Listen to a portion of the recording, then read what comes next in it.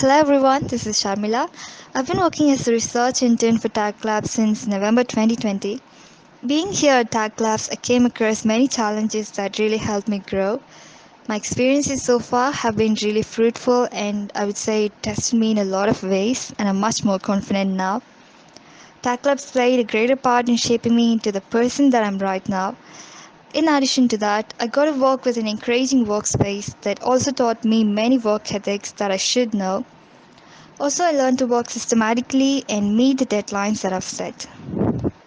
Moreover, I got a chance to be a part of the Featurepreneur community, which is an ML based community where learning enthusiasts come and find solutions for real time problems, which really helped me to discover what is actually happening in the industry. Actually, there are a lot of benefits that I've received being part of this company, and the recent benefit was I got an opportunity to volunteer for an American based company, and I'm so excited about this opportunity, and I'm so looking forward to taking up this new challenge. Finally, I would like to express my heartfelt gratitude to TactLabs and Featurepreneur for opening the doors for me to new opportunities. Thank you.